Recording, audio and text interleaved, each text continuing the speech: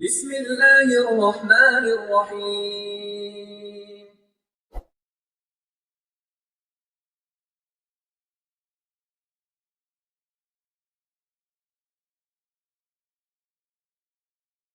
أعوذ بالله السميع العليم من الشيطان الرجيم من همزه ونفخه ونفثه.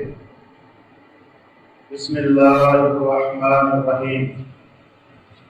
إن المنافقين يخادعون الله وهو خادعهم وإذا قاموا إلى الصلاة قاموا كسالى يراءون الناس ولا يذكرون الله إلا قليلا. رب اشرح لي صدري ويسر لي أمري واحلل عقدة من لساني يفقهوا قولي. سبحانك لا علم لنا إلا ما علمتنا إنك أنت العليم الحكيم.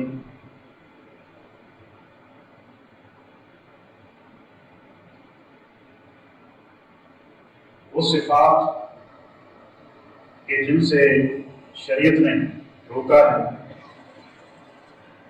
اور ان کی مذمت بیان کی ہے، ان میں سے ایک صفت سستی اور کاہلی کی بھی. ایک مسلمان سست اور کاہل ہو جائے، واجبات میں سستی کرنے لگے، جو فرائض اللہ نے ادا کیے ہیں ان کی ادائیگی میں سستی کرے. قرآن کریم میں اللہ رب العزت نے یہ وصف منافقین کا ذکر کیا ہے. فرمایا کہ وَإِذَا قَامُوا إِلَى الصَّلَاةِ قَامُوا كُسَالَىٰ، کہ جب نماز کے لیے کھڑے ہوتے ہیں تو سستی کے مارے ہوئے ہوتے ہیں اور یراؤن الناس، جھکلاوا کرتے ہیں. ولا یذکرون اللہ الا قلیلا، اور اس نماز میں اللہ کا بہت ہی کم اور تھوڑا ذکر کرتے ہیں. منافقین کی یہ صفت ہے کہ وہ نمازوں میں بطور خاص سستی کرتے ہیں. عربی زبان میں اس کے لیے لفظ استعمال ہوا ہے کسل. کسل اس کا معنی ہے سستی، کاہلی. امام راغب اصفہانی جو لغت کے بہت بڑے امام ہیں، المفردات فی غریب القرآن یہ ان کی کتاب ہے، اس میں کسل کی تعریف وہ کرتے ہیں کہ کسل عربی زبان میں اس کو کہتے ہیں کہ وہ معاملہ جس میں سستی نہیں کرنی چاہیے، غفلت نہیں کرنی چاہیے، انسان ان میں سستی اور کاہلی کرے، یہ کسل ہے. اور اللہ رب العزت نے قرآن مجید میں ایک اور مقام پر ارشاد فرمایا کہ یا ایھا الذین آمنوا ما لکم اذا قیل لکم انفروا فی سبیل اللہ اثاقلتم الی الارض، اے ایمان والو تمہیں کیا ہو گیا کہ جب تمہیں کہا جاتا ہے کہ اللہ کے راستے میں نکلو، جہاد کے لیے نکلو، اثاقلتم الی الارض، تم زمین کی طرف بوجھل بن کر بیٹھ جاتے، سست بن کر بیٹھ جاتے. اَرَضِیتُم بِالْحَیَاةِ الدُّنْیَا، کیا تم دنیاوی زندگی سے راضی ہو گئے؟ وَمَا الْحَیَاةُ الدُّنْیَا فِی الْآخِرَةِ إِلَّا قَلِیلٌ، حالانکہ دنیا کی زندگی کی حقیقت صرف اتنی ہے، فرمایا کہ آخرت کے مقابلے میں کتنی ہے؟ قلیل، معمولی. اور نبی علیہ السلام نے فرمایا کہ کوئی شخص اپنی انگلی سمندر کے اندر داخل کرے اور جو پانی اس کی انگلی کو لگے کتنا پانی، فرمایا کہ یہ جو پانی تھوڑا سا انگلی کو لگا یہ دنیا کی زندگی ہے، اور وہ سمندر آخرت، یہ تو دنیا کی زندگی. اور یہ زندگی کوئی زیادہ نہیں ہے. اگر اس کو ہم سستی میں کاہلی میں گزار دیں گے تو پھر انسان جب اس کا اجل وقت مقرر آتا ہے تو پھر اس وقت افسوس کرتا ہے، اور موت کے وقت بھی کہتا ہے کہ رب لولا اخرتنی الی اجل قریب، کہ میرے رب تو نے مجھے قریب کی مہلت کیوں نہیں دی، مجھے مہلت دے. فَأَصَّدَّقَ وَأَكُن مِّنَ الصَّالِحِينَ، کہ میرے رب اب میں صدقہ بھی کروں گا اور میں صالحین نیکوکار لوگوں میں سے ہو جاؤں۔ تو یہ جو دنیا میں انسان سستی کرتا ہے، غفلت کا پردہ جب ہٹتا ہے تو پھر انسان کو اپنے معاملات یاد آتے ہیں اور ان پر وہ کف افسوس ملتا ہے، لیکن اس وقت کا پچھتاوا کوئی فائدہ نہیں دیتا۔ اور نبی علیہ السلام کی دعاؤں میں سے ایک عظیم دعا ہے جو آپ پڑھا کرتے تھے، صحیح مسلم اور دیگر کتب حدیث میں موجود ہے کہ اللہم انی اعوذ بک من العجز والکسل، کہ اللہ میں تجھ سے پناہ مانگتا ہوں، کس چیز سے؟ عاجزی سے اور سستی سے، عاجزی سے اور سستی سے۔ امام نووی رحمہ اللہ فرق ذکر کرتے ہیں کہ عاجزی اور جو سستی ہے، دو چیزوں سے اللہ کے نبی نے یہاں پناہ مانگی ہے، آگے بھی دعا ہے۔ عاجزی کہتے ہیں کہ انسان کے پاس خیر کے اسباب ہی ہیں، یعنی وہ کوئی عمل کرنا چاہتا ہے لیکن اس کو طاقت ہی نہیں، یہ عاجز ہے انسان۔ مثال کے طور پر ایک شخص مریض ہے، بستر پر پڑا ہوا ہے، اب وہ چاہتا ہے کہ اللہ کے سامنے قیام کرے لیکن کھڑے ہونے کی طاقت نہیں، یہ عاجزی ہے۔ ایک انسان خرچ کرنا چاہتا ہے اللہ کے راستے میں لیکن اس کے پاس نہیں ہے، مال ہی نہیں، یہ عاجزی ہے۔ فرمایا کہ اللہ میں تجھ سے عاجزی سے پناہ مانگتا ہوں کہ خیر کے اسباب میرے پاس نہ ہوں، عاجزی سے یا اللہ میں تیری پناہ مانگتا ہوں۔ اور دوسری چیز فرمایا کہ قسم، سستی سے بھی یا اللہ میں تیری پناہ مانگتا ہوں۔ سستی کیا ہے؟ کہ انسان کے پاس خیر کے مواقع بھی موجود ہیں، اللہ نے مال بھی دیا ہے اور وہ نیک کام کر بھی سکتا ہے لیکن پھر بھی توفیق نہیں، سستی کا مارا ہوا ہے، اور سستی کی وجہ سے اس کے پاس اسباب موجود ہیں، طاقت موجود ہے لیکن پھر بھی خیر کا کام نہیں کر رہا۔ فرمایا کہ اللہ میں تجھ سے پناہ طلب کرتا ہوں عاجزی سے اور سستی سے، کہ میرے پاس خیر کی قوت ہی نہ ہو، اور یا قوت تو ہے لیکن سستی کی وجہ سے میں خیر اور بھلائی کا کام نہ کر سکتا۔ کتنی عظیم دعا ہے، کتنی عظیم دعا ہے۔ اور آگے فرمایا کہ وَأَعُوذُ بِكَ مِنَ الجبن والبخل والحرم، کہ اللہ میں تجھ سے بزدلی سے پناہ مانگتا ہوں، بزدلی سے اور بخل سے، بخیلی سے، یا اللہ تیری پناہ مانگتا ہوں، والحرم اور بڑھاپے سے، انتہا درجے کا بڑھاپا، جب انسان بالکل بوجھ بن جاتا ہے دوسروں کے اوپر اور پڑا ہوا ہے، اپنی پاکی طہارت اس کا بھی خیال نہیں رکھ پاتا، اس میں بھی دوسروں کا محتاج ہوتا ہے، جس کو ایک حدیث میں ارسل العمر بھی نبی علیہ السلام نے کہا کہ ایسی عمر جو بالکل رذیل ہے، جس میں انسان بالکل محتاج ہے، اپنی صفائی نہیں رکھ سکتا، طہارت نہیں رکھ سکتا، کپڑے تبدیل نہیں کر سکتا، اس عمر سے بھی اللہ کے نبی نے پناہ مانگی۔ دیکھیں کتنی عظیم دعا ہے، کتنی عظیم دعا ہے۔ اور ابن قیم رحمہ اللہ ذات المعاد میں فرماتے ہیں کہ بڑی جامع دعا ہے۔ فرمایا کہ تمام جو ہر انسان کو خیر سے پیچھے رہتا ہے یا گناہوں میں جو پڑتا ہے نا، اس کے سبب یہی ہے، یا تو انسان عاجز ہے، لاچار بن جائے، گناہ اس کے سامنے ایسے ہو جائیں کہ وہ گناہ سے بچ ہی نہ سکے، اس میں واقع ہو جائے، یا اطاعت کے کام کرنا چاہتا ہے لیکن سستی آنے آ جاتی ہے، نہیں کر پاتا، اور پھر کہا کہ آگے جو چیزیں نکلتی ہیں نا جو دعا میں ذکر ہے، جس سے اللہ کے نبی نے منع فرمایا، وہ بھی انہی چیزوں سے نکلتی ہیں، اس سے عاجزی سے اور سستی سے۔ اور وہ چیزیں کیا تھیں؟ فرمایا کہ اللہ میں تجھ سے پناہ مانگتا ہوں، کس سے؟ بزدلی سے۔ بزدلی کہا کہ انسان اپنے جسم سے فائدہ نہ اٹھا سکے، لاچار ہو جائے، یہ کیا ہے؟ یہ بزدلی ہے۔ اور آپ دیکھتے ہیں کئی مواقع پہ اللہ نے صحت دی ہوئی ہے اور اللہ تعالیٰ نے طاقت دی ہوئی ہے لیکن انسان کوئی قدم نہیں اٹھاتا، بزدل ہو جاتا ہے، باہر نکلتے ہوئے ڈر لگتا ہے، پتہ نہیں کیا ہو جائے گا، کوئی کام مفید کام کرتے ہوئے اس کا سینہ تنگ ہونے لگتا ہے، یہ کیا ہے؟ یہ بزدلی ہے، بزدلی۔ اس کی وجہ سے بھی انسان خیر سے پیچھے رہ جاتا ہے۔ اور بخیلی، اللہ نے مال دیا ہے لیکن خرچ نہیں کرتا، خیر کے راستوں میں نہیں کرتا، یہ کیا ہے؟ یہ بخل۔ یہ بھی اللہ تعالیٰ نے اپنے نبی کو حکم دیا کہ اللہ سے ان چیزوں کی پناہ مانگو، اور بڑھاپے سے، اور باعوذ بک من عذاب القبر، کہ اللہ عذاب قبر سے میں تجھ سے تیری پناہ مانگتا ہوں، قبر کے عذاب سے، اور وَمِنْ فِتْنَةِ الْمَحْيَا وَالْمَمَاتِ، اور زندگی اور موت کے فتنے، یا اللہ میں ان سے بھی تیری پناہ مانگتا. زندگی کے فتنے، ایسے فتنے کہ انسان ایمان سے ہاتھ دھو بیٹھے، انسان دین سے دور ہو جائے، توحید سے دور ہو جائے، سنت سے دور ہو جائے، شرک میں، بدعات میں پڑ جائے، گناہوں میں پڑ جائے. یہ دنیا کے فتنے. اور مرتے ہوئے موت کا فتنہ کیا ہے کہ انسان کو آخری وقت میں کلمہ ہی نصیب نہ ہو اور وہ خاتمہ بالخیر سے محروم رہے، والعیاذ باللہ. یہ سارے فتنے عظیم دعا ہے، اس کو پڑھا کریں. اللہ کے نبی صلی اللہ علیہ وسلم اس کو پڑھا کرتے تھے. اور دیکھیے بات ہو رہی تھی سستی کی، نے کہا یہ بڑی مذموم صفت ہے ایک مومن کے لیے، ایک مسلمان کے لیے.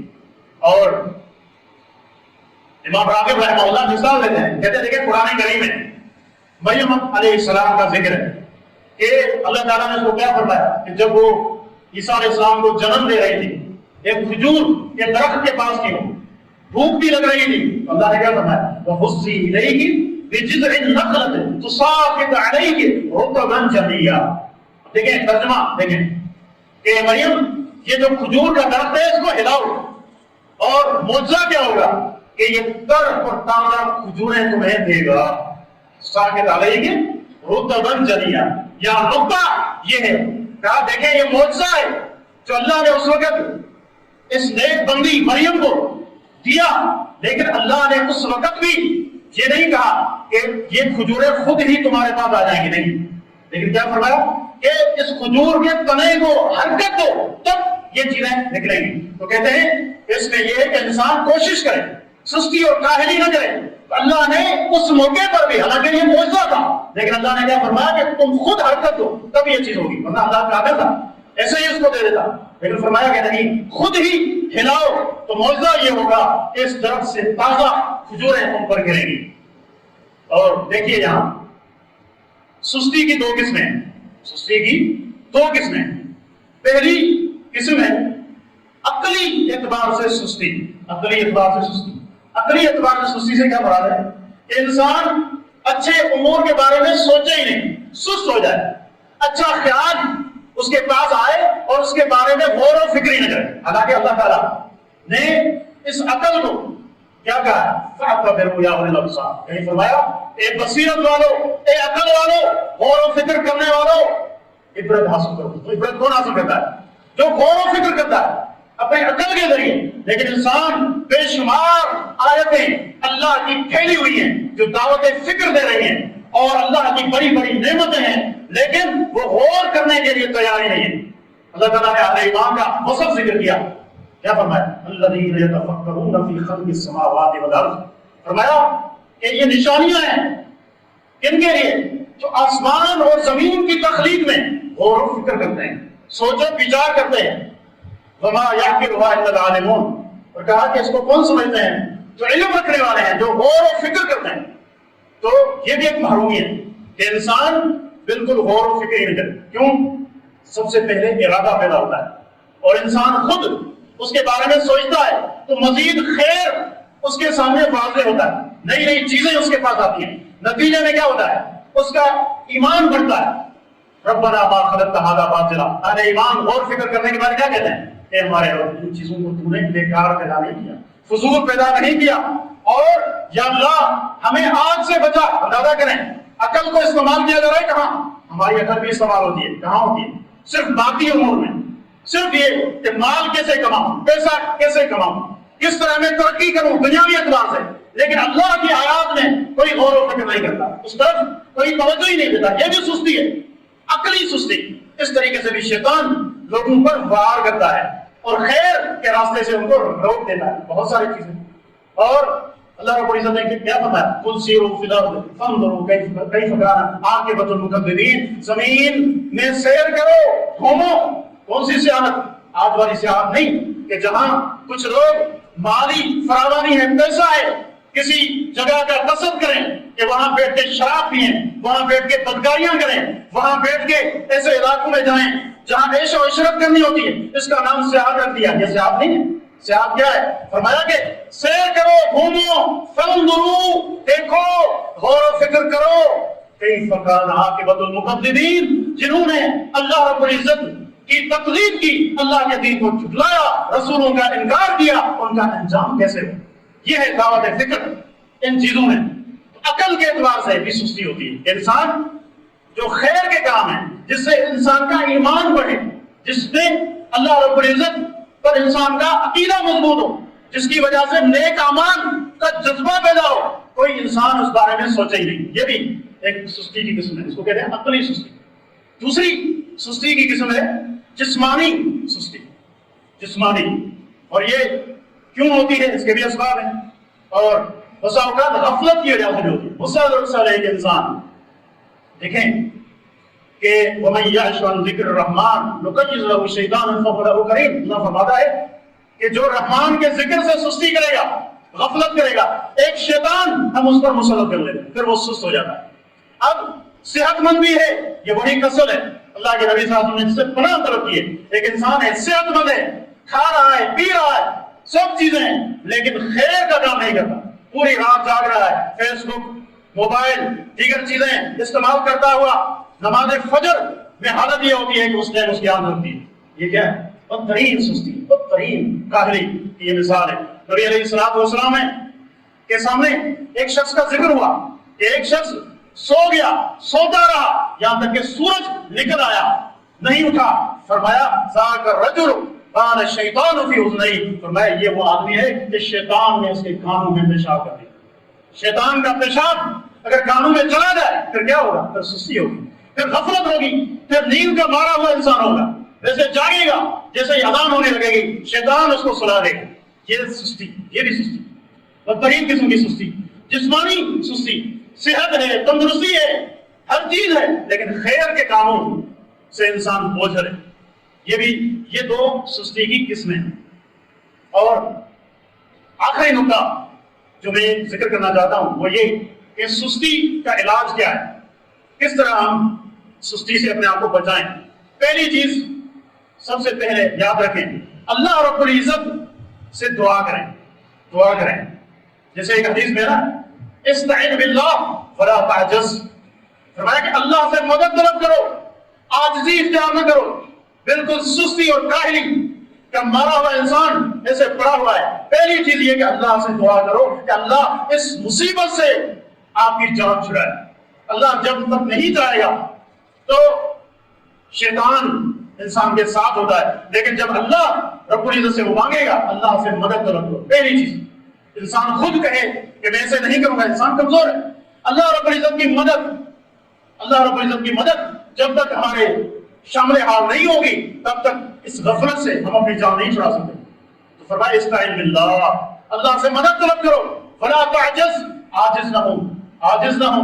تو پہلی چیز اللہ رب العزت سے دعا کریں۔